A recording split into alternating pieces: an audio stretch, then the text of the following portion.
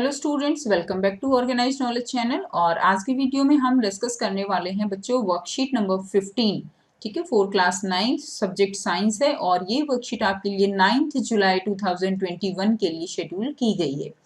आज की जो वर्कशीट है उसमें हम कोलॉइडल सॉल्यूशन के बारे में पढ़ेंगे।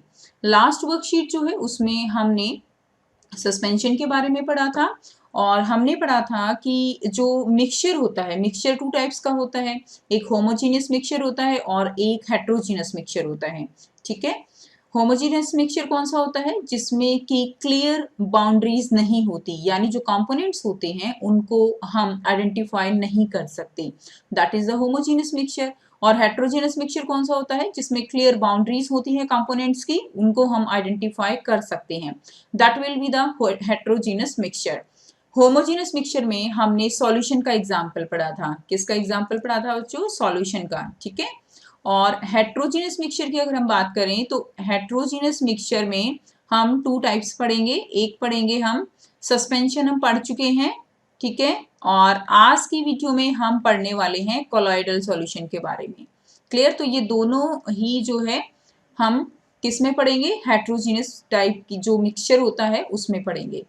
सो वर्कशीट शुरू करने से पहले बेटा प्लीज चैनल को सब्सक्राइब कर लीजिए, बेल आइकन को भी प्रेस कर लो ताकि आपको आने वाली हर वीडियो की नोटिफिकेशन वो मिल जाए। सो ज्ञान, which type of mixture is formed when water is mixed in the milk. तो देखिए, अगर वाटर को मिल्क के अंदर मिक्स कर दिया जाता है तो हमें किस टाइप का मिक्सचर मिलेगा?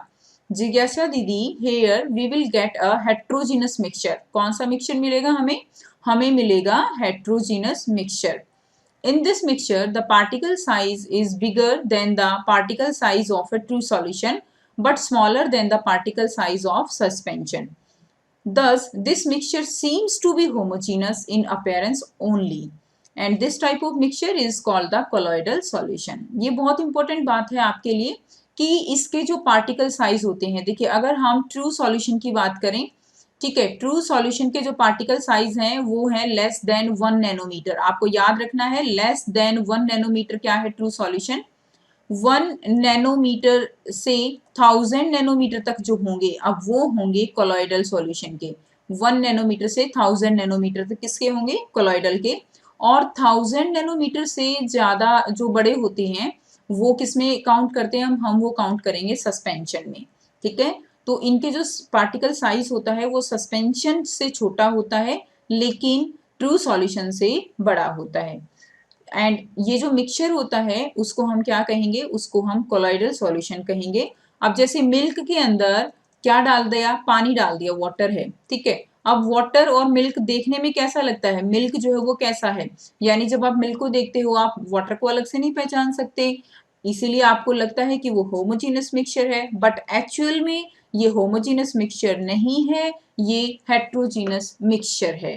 On the basis of its particle size, इसके पार्टिकल साइज के बेस पे ये कैसा है? एक हेट्रोजीनस मिक्सचर है। Now like solution, colloidal solution also have to part. हमने सॉल्यूशन में क्या पढ़ा था? सॉल्यूशन के टू पार्ट होते हैं, एक होता है सोलवेंट और एक होता है सोल्यूट। ठीक है, सॉल्वेंट जो कि लार्ज लार्ज जो है आप कह सकते हो क्वांटिटी में होगा। ठीक है, एंड जो सॉल्यूट होता है वो लेस क्वांटिटी में होता है। तो इसी तरह, सेम इसी तरह यहाँ पे कोलॉइडल सॉल्यूशन के भी टू पार्ट होते हैं, एक होता है डिस्पर्स्ड फेज और दूसरा होता है डिस्पर्सन मीडियम। ठीक है, एक आप याद रखोगे डिस्पर्स्ड फेज होता है और दूसरा होता है डिस्पर्सन मीडियम। देखिए फॉर एग्जाम्पल यहाँ पे दिया गया है, in the mixture of milk and water the particles of protein and fat present in the milk are dispersed phase. अब जो मिल्क होता है उसके अंदर प्रोटीन भी है, फैट भी है, तो वो किस फॉर्म में है? वो डिस्पर्स्ड फेज की फॉर्म में है।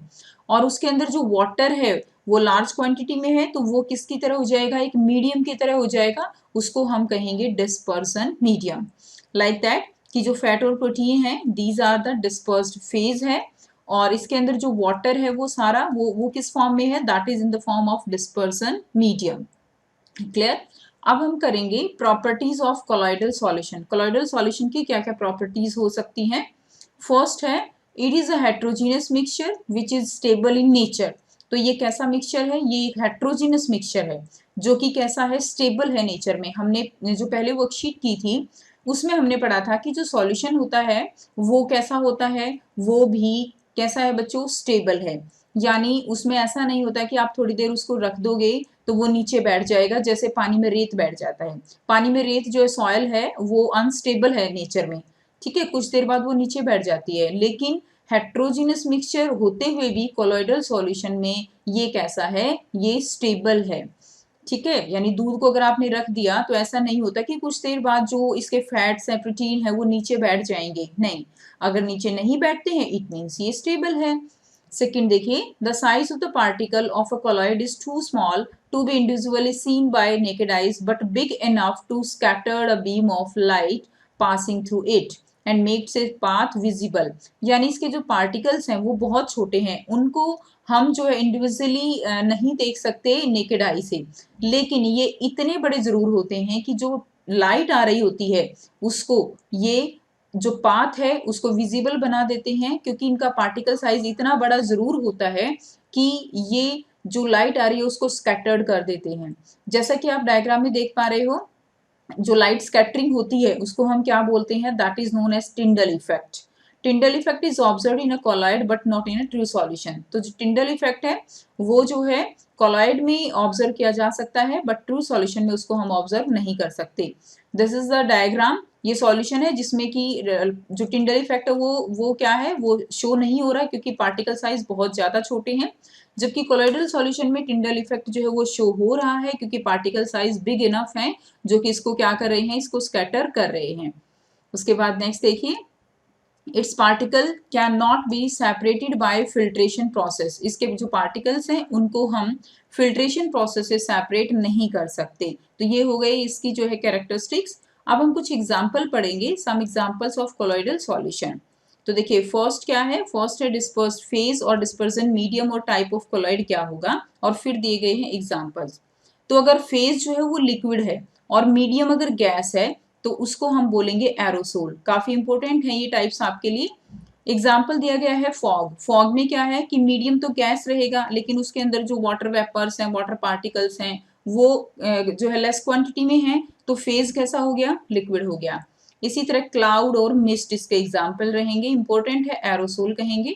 इसी तरह अगर मीडियम गैस है और फेज सॉलिड है तो भी उसको हम क्या कहेंगे, एरोसोल। जैसे कि स्मोक होता है, स्मोक में क्या होता है, एयर के अंदर सॉलिड पार्टिकल्स, जो धुएं के पार्टिकल्स हैं वो सस्पेंडेड होते हैं, तो वो भी किसका एग्जाम्पल हो जाएगा, एरोसोल का एग्जाम्पल हो जाएगा। और इसके अलावा ऑटोमोबाइल एग्जॉस्ट जो है इसका एग्जाम्पल रहेगा। थर्ड अगर हम बात करें तो अगर हमारे पास मीडियम लिक्विड है और उसके अंदर देखिए मीडियम लिक्विड हो गया तो फेज जो है वो गैस भी हो सकता है, लिक्विड भी हो सकता है। तो आपको याद रखना है कि अगर मीडियम गैस है तो उसको हम एरोसोल कहेंगे, अगर मीडियम लिक्विड है और अगर डिस्पर्स फेज हमारा गैस है तो उसको हम क्या कहेंगे, फॉर्म कहेंगे, जैसे शेविंग क्रीम होती है।